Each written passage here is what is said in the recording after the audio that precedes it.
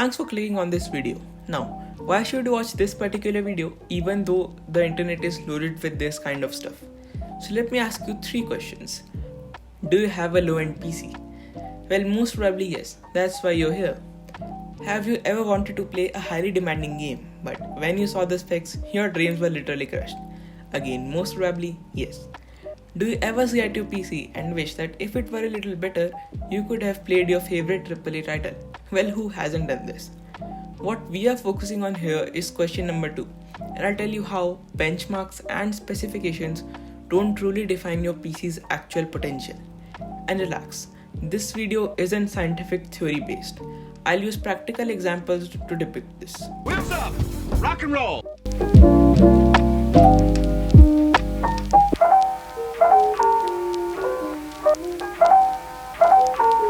I have been a low spec gamer from the start, and that hasn't changed till now. As you saw, my current PC features an 11th generation Intel i5 CPU with 8 gigs of DDR4 RAM. And this PC has an Intel integrated video card and no dedicated video card. And this thing I just got 2 months ago, and all these specs are pretty low end in gaming standards. So firstly, let's get to some older AAA titles, one of them being the Need for Speed Rivals. Released in 2013 on multiple gaming platforms and my recent favorite game. It features one of the most beautiful looking graphics ever. So now let us head to canonrunit.com, also known as the System Requirements Lab, and test if this PC can run Need for Speed Rivals. Well, it clearly states that my PC doesn't support the minimum specifications required to run this game, and I totally agree with that. But guess who's here? Need for Speed Rivals itself. And as you can see, the game is running pretty smoothly. But now, let's get to the settings and check what's the graphic configuration. And we are totally not right. The game here is running on the max graphics possible. And now we are back to the gameplay, and as I said earlier, the game is running pretty smoothly. Although the frame rate is not 60, but it's still more than playable, and you really can't tell the difference. But this is in the end. As I told earlier, this is an 8-year-old game, forgotten and close to its 10th anniversary. That's why I'll do the same test on 2 more games. The first one being the Need for Speed Heat. That's because it's one of the latest and most popular AAA titles. And second one being the beloved GTA 5. And yes, I agree, it's also from 2013, but it's got a pretty huge world and many processes to be taken care of, which will truly test this PC's potential. So it's the same cycle again. First, we'll go through the canonrunit analytics and then the practical test. And most of you already know what will be the analytics by canonrunit, but here's it on your screen. And now let's get to the practicality. And we are in the game. And again, as you can see, the game is running pretty smoothly. But now I'm gonna drive this car at a high speed because that's what usually causes problems. And as you can observe, even at high speed, there are no jitters or lag. But as you might know, this game also has a night mode, which usually consumes more of the graphic memory. So I'll just quickly switch to the night mode, and as you can see, it instantly does it. And now in the night mode, I'm gonna drive again.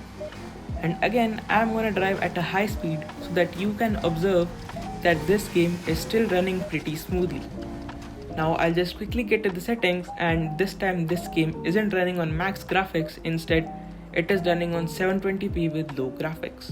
But considering what canonrunit showed regarding Need for Speed Rivals and what this game is when we compare it to Need for Speed Rivals, these results are pretty outstanding.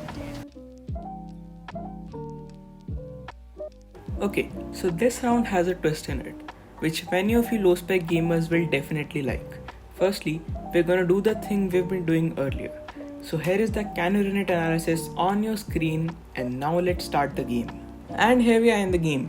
Again, let's get to the settings first. And here I'll go into graphic settings, and as you can see, everything is set to high, except the texture quality and post effects, but I'll consider these as high settings only. And currently, the game is running between 25 to 35 FPS. And yes, I know that if I turn on the graphics, the FPS will get better for sure. But as a low spec gamer, you basically have two choices. First is to play on the lowest graphics to get a good FPS, and second is to crank up the graphics to max and play on 10 to 15 FPS. But there's a little grey area in between, where you can get both decent FPS and decent graphics, and that's what I am showing you. And now it's time for the twist.